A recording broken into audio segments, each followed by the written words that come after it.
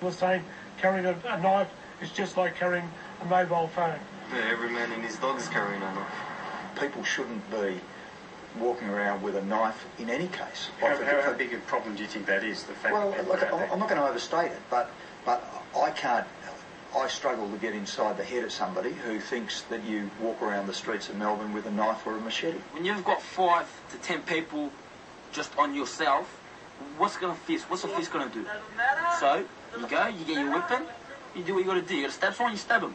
This thing's that sharp, the guy won't feel it. It's like, we'll just go in and out. But after probably 2-3 minutes, the guy will feel it. Police have got the power to search somebody if they have a reasonable suspicion that that person's carrying a knife. Police have got search powers, but they've got 7 days to tell you. I mean, how stupid is that? You can't just go through a whole nightclub or a hotel and search everybody unless you've given some notice beforehand.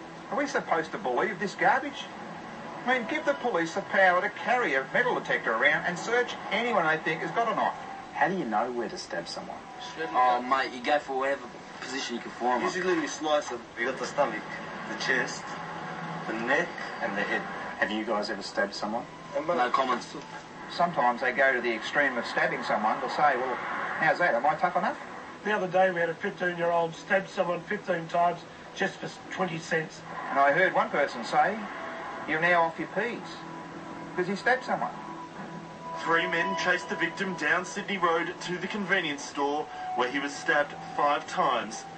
Luke Mitchell is one of the latest reminders that no one is safe. Luke went out Saturday night and didn't come home. His brother Shane is the human face for the families left behind.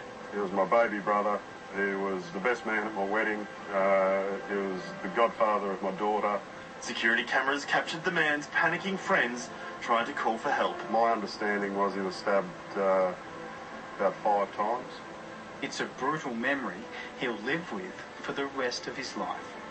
I can't explain to anybody what it's like to lose such a incredible person from your life, and I guess I was just privileged not just to know him, but to have grown up with him and watch him grow and,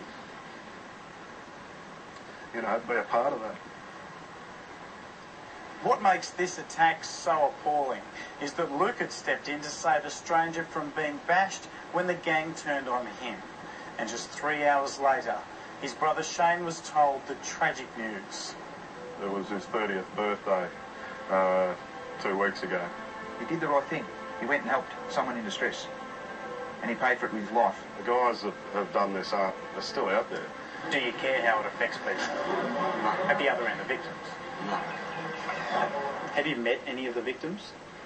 I have actually, yeah. Have you heard of Luke Mitchell? I haven't spoken to their family, but I've spoken to other people who've been the victim of assault, yes. So you haven't met Shane Mitchell? No. If you could, what would you say to the Mitchell family? Oh, well, I've written to the Mitchell family to express my deepest sympathy and condolences, obviously, to their family, but also to say that as a government, we're taking the steps to get on top of this problem. What makes it okay to bash an innocent person? What doesn't? A lot of these guys come from disadvantaged homes and they're not getting a go. Well, the only thing they can resort to is a gang. Look, you can say like we're the innocent ones, you know? We grew up on the rough streets, watching people getting bashed, watching dogs kill each other. When I look at these young people, I see fear and anger as well. Where's the hatred come from? Is it because... Racism. Racism? Look, hey, he comes in Arab, he comes in Lemba, he comes in Iraqi. Get him. You know, like our colour, yeah, that's all I can say. If you're like Australian and Asian, Indian, like one of them three, they're the most common. You know, if you're walking and being loud on the streets and... They're going to be a target. Yeah, they're going to be a target, you know. More police, tougher powers, they'll be charged and they'll end up in jail. That doesn't scare them. Do you have many mates behind bars? Yeah. We've got a few of them, yeah. I've got a good mate. We've got a guy that has 38 charges.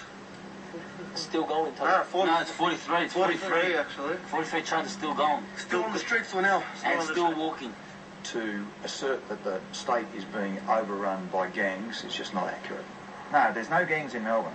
There's no violence in Melbourne. We've got the best and safest state in the country. That's crap.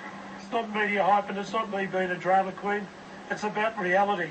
So none of what you're telling me None of this is bullshit. lies? None of this is bullshit. I can see an end to it. I can see an end to it. But it's going to take work and it's going to take commitment from politicians to bite the bullet. It's just outrageous that here we are in 2010 and all we see on the streets is blood. Blood and guts. And it's got to stop. Let governments have the guts to do something about it and do something about it now. You've seen just a portion of what it's like. There are some feral people out there and they mean business. Don't cross their path. You'll be paying with your life for it. That's Tim Noonan reporting. And youth worker Les Twentyman spent today giving the grim picture to a federal parliamentary committee looking at street violence. No doubt we'll be hearing more about that issue. Quite an incredible story.